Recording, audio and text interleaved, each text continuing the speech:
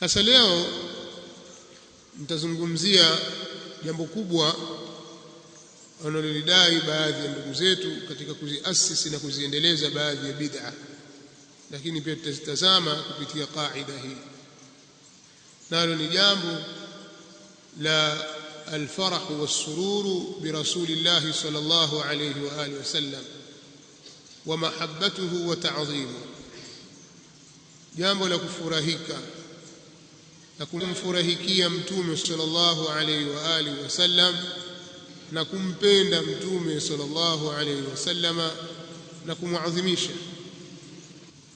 Suala la kumfurahikia mtume sallallahu alayhi wasallam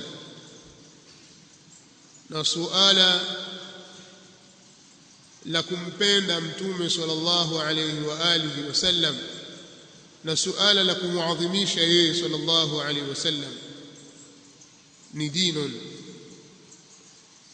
nataqarrabu biha au qurbatun, hizi ni qurbat nataqarrabu biha ila maulana jalla wa ala, nataqarrabu biha ila almaula jalla wa ala.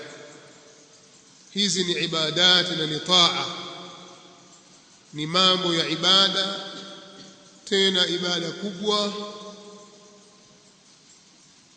kwa kiasi ambacho ikikosekana kwa mtu katika moyo wake, ikawa hana chembe ya mahabba na ta'dhim na mtume sallallahu alaihi wasallam, au kadhalika hamfurahiki mtume sallallahu alaihi wasallam, pengine anachukia ujio wake na risala yake, sisi hatuna shaka juu ya kwamba huyu mwenye tabia hii ni kafir. sisi ahlus sunnah wal jamaa as-salafiyun ambao tunafuata madhhabi as-salaf, madhhabi ahli sunnah wal jamaa, tunaamini kwamba yoyote asiyempenda mtume sallallahu alaihi wasallam huyo ni kafir, na yule ambaye hamuadhimishi mtume sallallahu alaihi wasallam wala aadhimishi sunna zake na mafunzo yake kwamba huyo ni kafir. Kadhalika yule ambaye hafurahiki na ujio wake mtume sallallahu alaihi wasallam na risala yake, huyo atakuwa ni munafiq, anamchukia mtume sallallahu alaihi wa alihi wasallam. Hili ndio tunaloliamini. Kwa yoyote atakayemtuhumu mtu kwamba wewe humpendi mtume sallallahu alaihi wasallam, basi amemtuhumu kwa jambo zito la kufuru.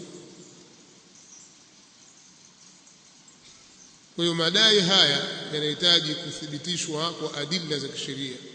Kwa nini wewe unasema maneno haya kwamba huyu hampendi mtume sallallahu alaihi wasallam? Kwa lipi? Una vigezo gani?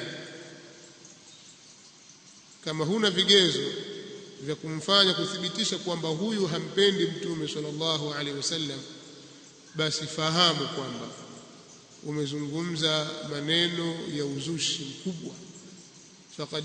faqad ihtamala buhtana wa ithman mubina, aliyefanya hivyo atakuwa amejibebea buht. faqad ihtamala buhtana wa ithman mubina, fanya uzushi mkubwa kabisa na madhambi yaliyo wazi kabisa.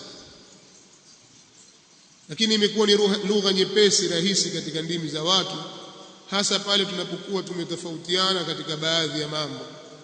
Jambo mtu amelikuta jambo fulani au amezoea tangu zamani jambo fulani kwamba watu walifanya, wala hana dalili nalo, pengine ana shubuhati tu, akazingangania shubuhati hizo, akaona kwamba ni dalili, au vile alivyolelewa pengine hata dalili hana, lakini kasikia tu watu wasema fulani kasema fulani kasema, lakini ukimwambia alete adilla za kisheria katika hilo hana.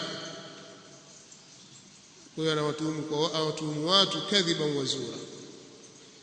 Kwa hiyo suala hii ni nukta ya kwanza muhimu, suala la kumpenda mtume sallallahu alaihi wasallam na kumuadhimisha na kufurahika naye, kumfurahikia yeye mtume sallallahu alaihi wasallam ni ibada